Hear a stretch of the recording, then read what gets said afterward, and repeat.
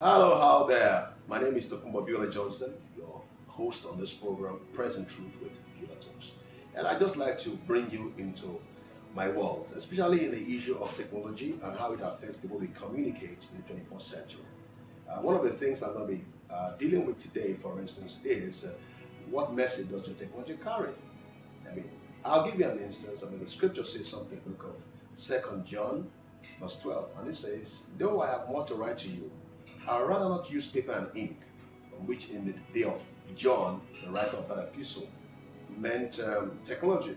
He said, "I would rather not use paper and ink to communicate with you. Instead, I hope to come to you and talk to you face to face." Note that, face to face, so that our joy may be complete. So basically, without interpersonal relationship, face to face, one-on-one, people's joy are not complete. That means you don't get the best of the other person except there is an interpersonal feeling. Now, the issue is, does the technology help us to achieve this?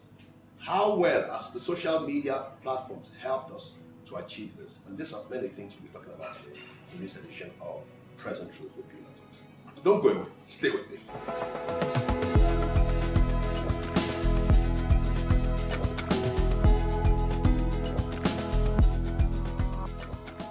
First of all, I'm going to say to you that if there's anything you need to take away, you must not fail to take this away. People still matter. Now, technology is great. It's been giving us such an opportunity to crisscross the world without any barriers. It's like we are living without borders right now. And like I said to people, except you want to live in the Stone Age, okay? If you are using the ATM, if you are going to do online transactions, you're already in that environment of the World Wide Web. You're connected in the network of computers to computers. In a world where everything is one global village, technology has made that possible. It's made our life easier. And technology is so important to you and myself right now that it's become like an air that we breathe.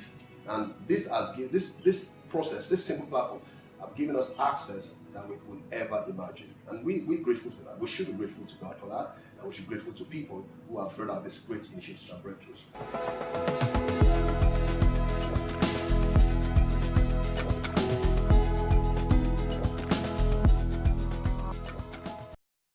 Now, just like everything that has a good side, there has always a bad side. Yeah. And I'll think about, on top of my head right now, I can talk about one or two.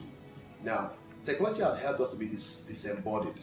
And by that, I mean that we do not have the feeling that we normally would have had if we had one-on-one with people. When you see someone face to face, the way you will relate with them, or talk to them, or communicate with them will be different from if they are talking over the phone or you are sending emails back and forth. In the course of talking to people over the phone, you don't know their facial expression. Let me give you an instance, a very good example. I was somewhere trying to get some stuff, and some guy stood beside me, and he was on the phone with someone else. And the person was saying, and this is in Lagos, same person, "So how now, what's happening?" And they went on back and forth. "Hey, I'm fine, everything is good." Says, "Where?" And the other person must have asked him, "Where are you now?" And what the guy said to me was, "I am in Ondo State." Obviously, he just lied. So you see the falsehood and the deception that comes with that. But if they were one-on-one talking and say, "Well, I haven't seen you," or if that one had said, put the first one and say, "Okay, let's meet at the next joint in the next 20 minutes, that would have been a big problem.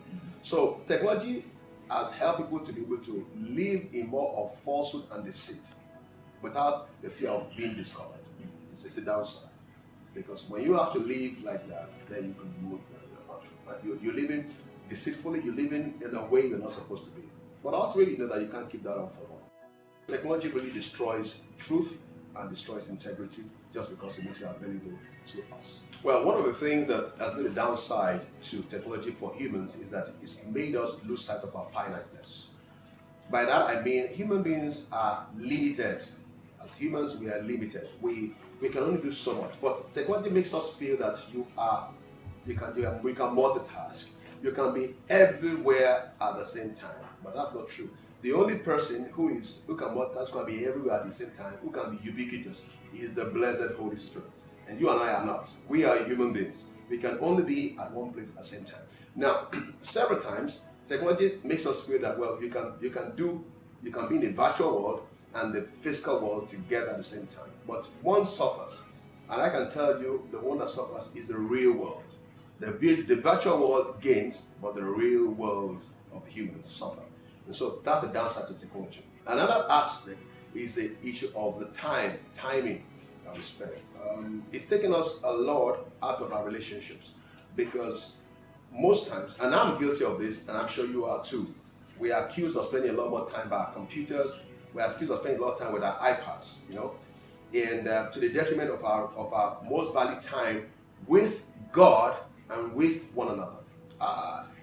Every time, without fail, I recognize that if I'm not careful, I look into my BlackBerry screen, I look into my iPhone, an email just dropped, a BB message just dropped, someone just WhatsApp me, and it make you feel that, well, you can be talking to your spouse and be answering the email. You can be talking to your friend and also be saying something, and that becomes very insulting to the people you are reading, because it basically means you're not giving them the required attention that they deserve. So it affects relationships. And don't forget, human beings are relationship people.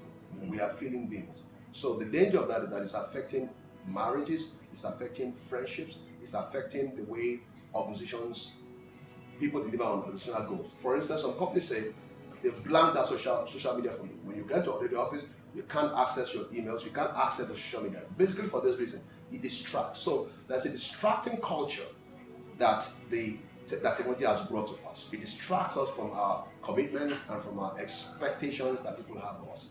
Technology has removed the barriers and the limitations from off our lives, and for that we're thankful.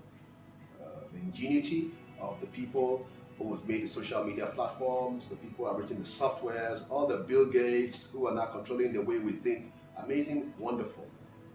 And even those virtualization platforms right now, where you can actually live with people without, feeling any sort of limitation or whatever, are powerful things. But again, human beings are not robotics. Human beings are not robots. Human beings are human beings. And human beings are meant to relate personally, because when God made humans, He made them as personal beings, not plastic, not machines. So human beings are not machines. Human beings are flesh and blood. Human beings want intimacy. Human beings want to be personal. And nothing should take that away from humans. When that is removed, they no longer are humans. We become robots.